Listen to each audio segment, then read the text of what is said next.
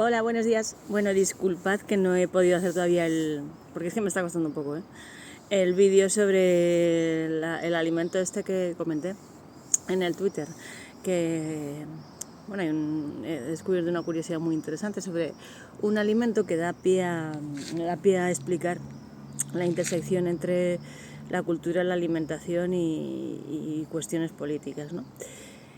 Pero bueno, como tiene cierta complejidad, porque quería hacer un vídeo, yo tengo el alimento, no es un alimento muy común. Quería hacer un poco el vídeo explicando el proceso de preparación del alimento, que no es una receta. Y no soy capaz de hacer vídeos en condiciones, y para que me quede una chufa, pues estoy esperando un poco a ver si soy capaz de editarlo mejor.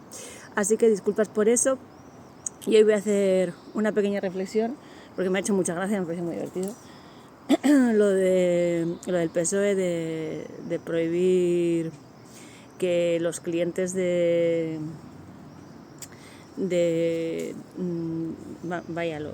los clientes de sexo de pago tengan ya prohibido estar afiliados al PSOE, ser parte del partido del PSOE.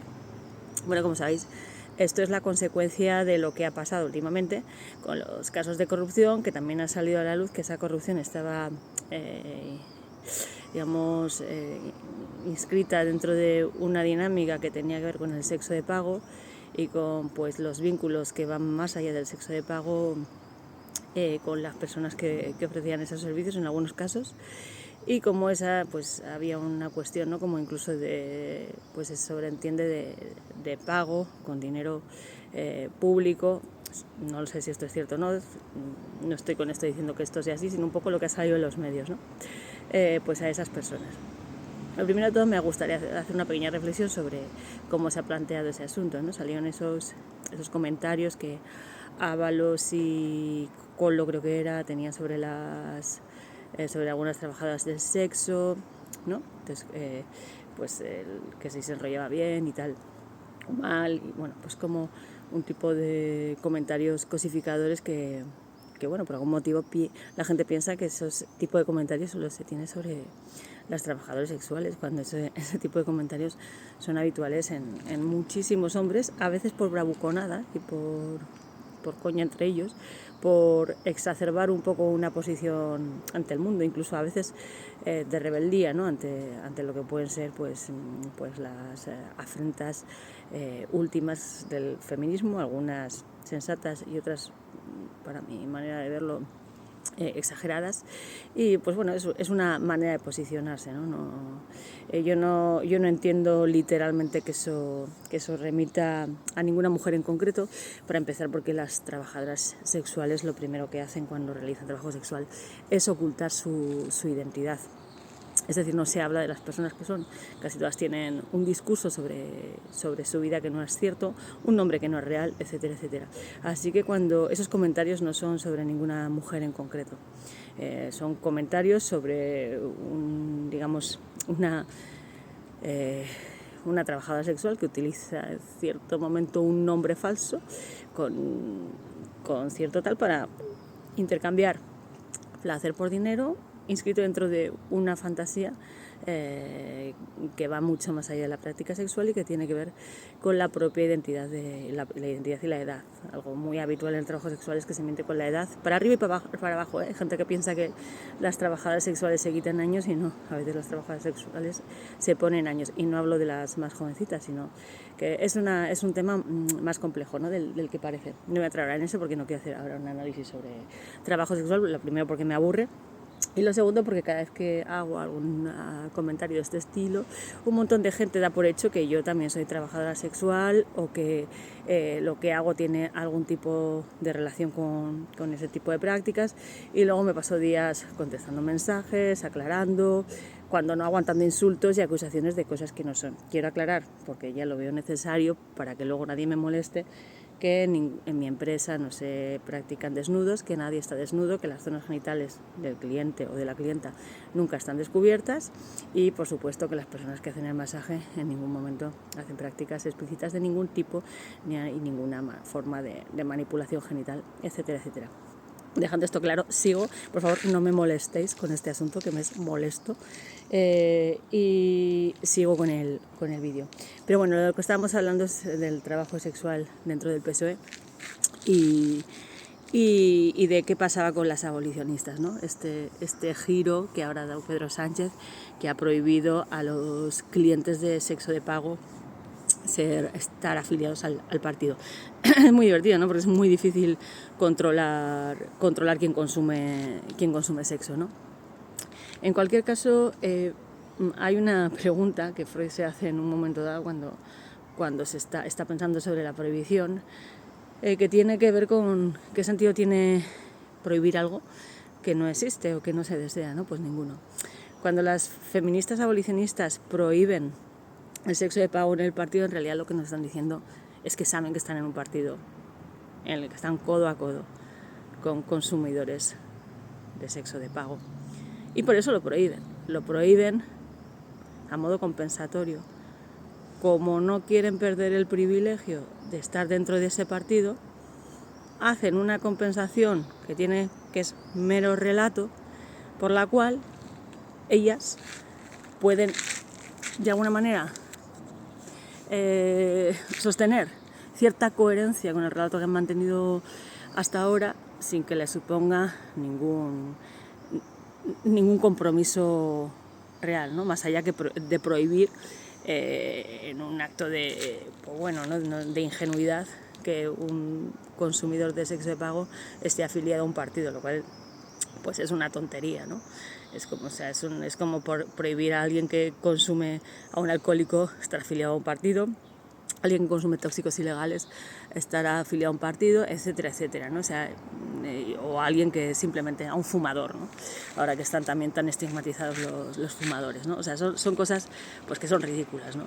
Que a ojos de cualquiera pues no tienen. Pero bueno, a ellas les sirve para no tener que perder un privilegio, ¿no? Porque, no sé, yo si fuese abolicionista y creyese todo lo que esas mujeres creen, yo no lo creo.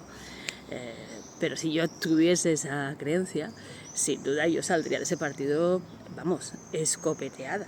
O sea, quiero decir que he estado yo sirviendo a los intereses de aquello que quiero combatir, que he sido un instrumento, una especie de tonta útil para enmascarar precisamente aquello que quiero combatir. Bueno, pues ellas se quedan ahí y prohíben que eso pase. Bueno, se suponía que eso ya estaba prohibido, ¿no? O era necesario meterlo en el estatuto del PSOE para sobreentender que el partido se había declarado abolicionista, etcétera, etcétera, ¿no? Lo que debería hacer cualquier abolicionista sensata, cualquier abolicionista honesta, es salir inmediatamente del PSOE, pero eso no lo van a hacer, porque el abolicionismo es una manera de una posición política que implica pues que otros paguen el pato, ¿no? de mi sentido de lo moral, ¿no? Y bueno, en realidad lo que quiere decir esto de esta inclusión de la prohibición del consumo de sexo a los afiliados del PSOE, pues quiere decir que las abolicionistas están dispuestas a sacrificar muy poco por aquellas causas que enarbolan, ¿no? A nivel personal, desde luego, nada. A nivel personal, nada. Y nada, también me parecía interesante, ¿no? Como toda esta cuestión, lo comentaba el otro día una usuaria del Twitter, una Sharon, que creo que está vinculada a la Fundación Gustavo Bueno, pero era algo que yo venía pensando también en varios días y que está muy conectado con algunas posiciones de algunas antropólogas estadounidenses que ya se han estudiado desde la antropología en Estados Unidos y que tiene que ver con cómo estos escándalos de tipo moral, ¿no? Estos escándalos morales, ¿no? Relacionados con el sexo, etcétera, etcétera, sirven para desplazar las ansiedades concomitantes a situaciones y contextos de crisis política o de crisis económica también, ¿no? Es un mecanismo habitual de la política desplazar, sobre todo en Estados Unidos. Aquí no era tan frecuente porque por cuestión cultural pues costaba que calase, ¿no? Pero es verdad que en esta dominación de las lógicas protestantes, pues en España tenemos un montón de gente diciendo abiertamente, pues en el país, etcétera, etcétera, creyéndose que son católicos o católicas, que lo entienden, lo están entendiendo muy bien y que no hacen más que diseminar ideología protestante sin estar entendiendo absolutamente nada.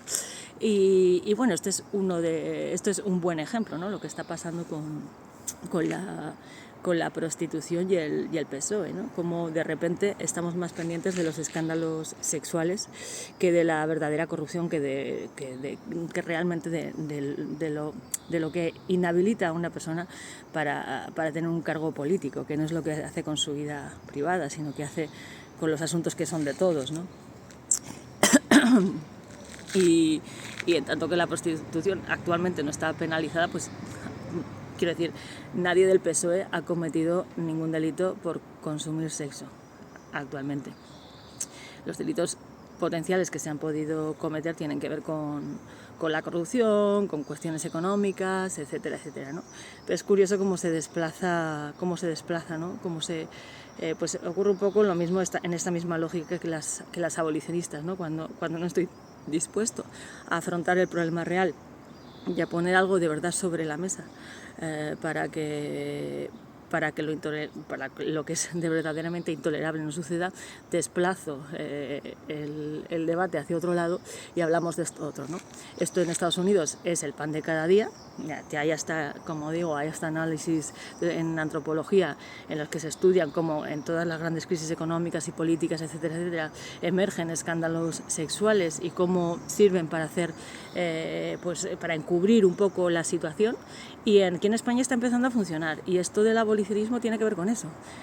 Se generó para eso, se generó imitando los modelos pues de dominación, digamos, más cognitiva de la población, pues más anglosajones, y está funcionando gracias a un montón de gente, de divulgadores culturales que no tienen un conocimiento profundo de cuestiones antropológicas y que sin embargo pues se lanzan a la primera de tal a decir, yo creo que son bobadas, pero bueno, pero que hacen daño, ¿no? Porque mucha gente, sobre todo porque impiden que mucha gente entienda lo que está pasando.